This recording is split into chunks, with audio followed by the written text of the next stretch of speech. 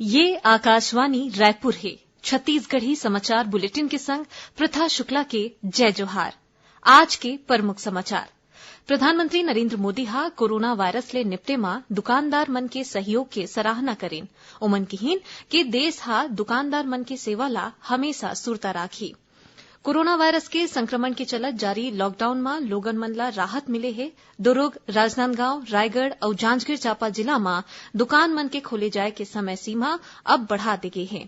और मुख्यमंत्री भूपेश बघेल हा राज्य में कोरोना संक्रमण ला रोके बर सबो 28 ठन जिला ला 25-25 लाख रुपया के राशि जारी करे हे। अब समाचार विस्तार ले।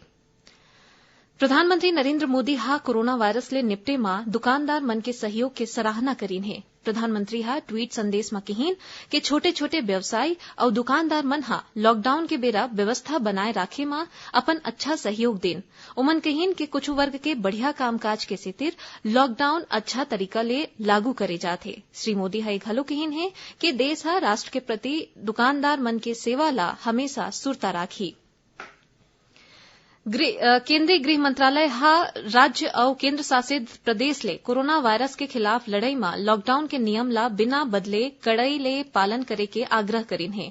राज्य मन ला लिखे चिट्ठी में मंत्रालय हा कहिन है कि कुछ राज्य मन हा ऐसे काम करे के अनुमति देवत है जौन हा गृह मंत्रालय के दिशा निर्देश के अंदर नहीं है। गृह मंत्रालय के प्रवक्ता हा कहिन कि लॉकडाउन के नियम ला तोड़े के जानकारी मिले है जेकर ले कोरोना संक्रमण के फैलाव हो सकत है।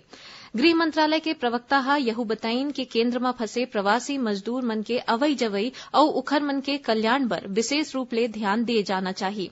उन्हें केंद्र सरकार हा कोरोना संक्रमण के स्थिति के मौका में आकलन और निवारण बर राज्य अधिकारी मन ला जरूरी निर्देश जारी करे और एकर रिपोर्ट केंद्र सरकार ला सौंपे बर 6 अंतर मंत्रालय दल गठित करे है। ये दल दिशा निर्देश के अनुसार लॉकडाउन के नियम के पालन, जरूरी जिनिस की आपूर्ति, सामाजिक दूरी, मजदूर और गरीब लोगन मन के राहत शिविर के स्थिति ऊपर ध्यान दी ही। कोरोना वायरस के संक्रमण के रोकथाम बर लागू करे गे लॉकडाउन में लोगन मन ला जिला प्रशासन डाहर ले बड़े राहत दे जाथे। दुर्ग और राजनांदगांव जिला में दुकान मन ला खोले जाए के समय सीमा बढ़ा दे गे हे। अब दुकान में बिहनिया 7 बजे ले संझा 4 बजे तक खुले रही।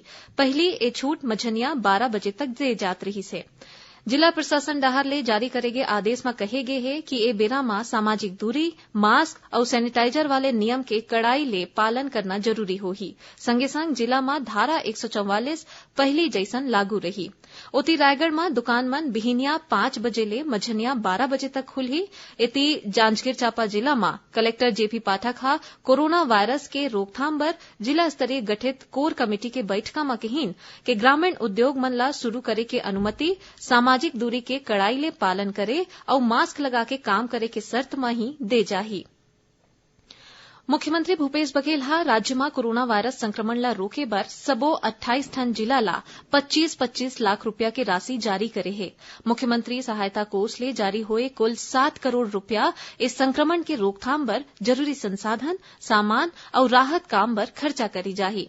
खबर के मुताबिक मुख्यमंत्री हा एखर ले पहली राज्य के 11 ठन जिला ला 20-20 लाख रुपया की राशि जारी करे रही है। एमा कोरबा, बिलासपुर, रायपुर, दुर्ग, रायगढ़, बलौदाबाजार, राजनांदगांव, बलरामपुर, मुंगेली, कोरिया और कबीरधाम जिला शामिल हरै। राज्यपाल अनुसुईया उइके हा कहिन है कि प्रदेश में अधिकारी और कर्मचारी मन के सहयोग ले ही कोरोना वायरस के संक्रमण नियंत्रित हवै। ओमन हा एकर बर अधिकारी और कर्मचारी मन ला बधाई देन। राज्यपाल हा आज मुख्य सचिव आरपी मंडल, स्वास्थ्य विभाग के सचिव निहारिका बारेक, खाद्य विभाग के सचिव डॉ कमलप्रीत सिंह और रायपुर कलेक्टर एस भारतीदासन ले फोन में गोटबात करीन। ए बेरा में ओमन हा कोरोना ले बचाव बर करे जात काम के जानकारी लीन है। राज्यपाल हा विश्वास जताइन है कि जम्मो लोगन मन के सहयोग ले ही जल्दी ले जल्दी हमर प्रदेश हा कोरोना मुक्त हो जाही। खाद्य मंत्री अमरजीत भगत हा कहिन है कि प्रदेश में कोरोना वायरस संक्रमण ले बचे बर करे गे लॉकडाउन के बेरा सबो परिवार मन बर राशन के पर्याप्त व्यवस्था करे गे है। ओमन हा कहिन है कि मुख्यमंत्री भूपेश बघेल के निर्देश में अब बिना राशन कार्ड वाले हर एक मनखे मन ला 5 किलो चाउर दे जाथे। श्री भगत ह बताइन है कि लॉकडाउन के बेरा प्रदेश में करीबन 30,000 परिवार मन बर नवा राशन कार्ड बनाए गे हे। संगे संग 44,000 ले ज्यादा छूटे हुए मनखे मन के नाव राशन कार्ड में जोड़े गे हे। एति खाद्य मंत्री ह वीडियो कॉन्फ्रेंसिंग ले पत्रकार मन ले गोटबात करत कहिन कि राज्य शासन ह ए महामारी ले निपटे बर हर जगह में अच्छा व्यवस्था करे हे। एखरे सेतिर छत्तीसगढ़ में आने राज्य की तुलना में कोरोना संक्रमण नियंत्रित हवे। छत्तीसगढ़ी समाचार बुलेटिन आप मन आकाशवाणी रायपुर ले सुनत हव। आगू बढ़े ले पहली आवव सुनन कोरोना ले बचाव खातिर ये जानकारी। देश भर में नोवेल कोरोना वायरस के बढ़त संख्या ल देखत केंद्रीय स्वास्थ्य मंत्रालय ह सब्बो मन ल कुछ विशेष सलाह दे हे। मंत्रालय ह लोगन मन ल सामाजिक दूरिया बनाए रखे के संगे संग साफ सफाई राखे बर अउ भीड़ भाड़ ले बाँचे के उपाय करे बर केहे हे। केंद्र सरकार ह केहे हे कि जरूरी सामान के आपूर्ति करे जावत हे अउ लोगन मन ल चिंता करे के कोनो जरूरत नहीं है। मंत्रालय डहार ले यहू सलाह दे गे हे कि घरेलू सामान अउ डॉक्टरी सामान के खरीदी ओतकेच करे जाए जतका जरूरी हावय। जरूरी सामान ला खरीदे बर 1-2 घाव बाहिर जाना ठीक है। संगे संग लोगन मन ले हाथ मिलाए ले घलो बाँचना चाहिए। बाजार, दवाई दुकान अउ अस्पताल मन में लोगन कम से कम 1 मीटर की दूरिया बनाए रखाएं। लोगन मन ला अपन आँखी, कान, नाक और मुंह ल छुए ले बचना चाहिए और थोरिक देर में 20 सेकंड तक साबुन ले हाथ ला धोवत रहना चाहिए। अतका उपाय करे ले कोरोना ले बचे जा सकत है। अब आगू बाढ़न बाँचे समाचार कोती। केंद्रीय स्वास्थ्य मंत्रालय हा अपन सबो कर्मचारी मन ला सलाह दे हे कि कोरोना वायरस के फैलाव ला रोके बर आज ले अपन कार्यालय में जम्मो जरूरी कदम उठाए। मंत्रालय हा कर्मचारी मन ला निर्देश दे हे कि अपन चेहरा ला मास्क ले ढके अउ जौन कर्मचारी ज्यादा संक्रमण वाले जगह में रही थे उखर अवई जवई बर राज्य सरकार के निर्देश के पालन करना चाहिए। स्वास्थ्य मंत्रालय हा अपन कर्मचारी मन ला कहिन है कि खुद के साफ सफाई, एक दूसर ले दूरी बनाए राखे और संक्रमण मुक्त रहे के बारे में जारी करेगे दिशा निर्देश के ओमन पालन करें। स्वास्थ्य मंत्रालय हा सबो बैठका ला वीडियो कॉन्फ्रेंसिंग ले करे के निर्देश दीन है।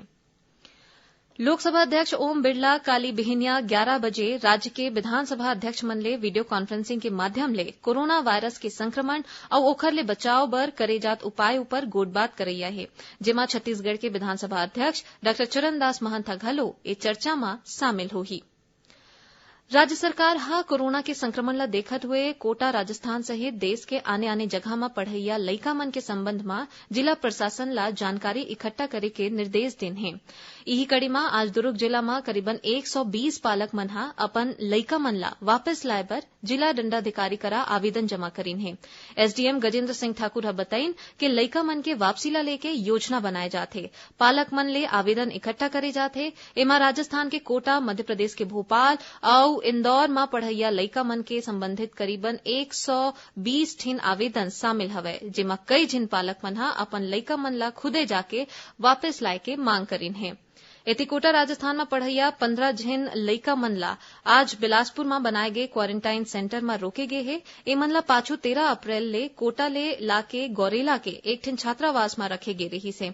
ए जम्मो लइका मन बिलासपुर के अलावा रायगढ़, बलौदाबाजार, जांजगीर और रायपुर के हरे। इस सबू मन ला अवैया 8 दिन तक बिलासपुर में क्वारंटाइन में रखे जाही और जिला प्रशासन डहार ले जम्मो सुविधा घलो उपलब्ध कराए जाही। आकाशवाणी रायपुर के प्रादेशिक समाचार एकांश कोरोना महामारी ले निपटे खातिर होवत प्रयास में एक विशेष कार्यक्रम प्रस्तुत करत है। कोरोना से जंग, जनता के संग नाव के ए विशेष कार्यक्रम के 6वां कड़ी काली बिहिनिया 10:30 बजे ले प्रसारित करे जाही। इला छत्तीसगढ़ स्थित आकाशवाणी के जम्मू केंद्र बिहिनिया 10:30 बजे एक संग्रह रिले करही। आखिर में प्रमुख समाचार एक घाव फेर। प्रधानमंत्री नरेंद्र मोदी हा कोरोना वायरस ले निपटे में दुकानदार मन के सहयोग के सराहना करीन। ओमन कहिन कि देश हा दुकानदार मन के सेवा ला हमेशा सुरता राखी।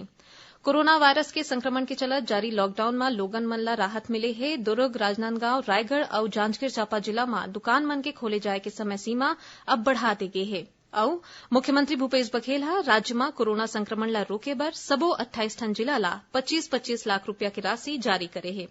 एकरे संग छत्तीसगढ़ी समाचार बुलेटिन इहे से रावत है। जय जोहार।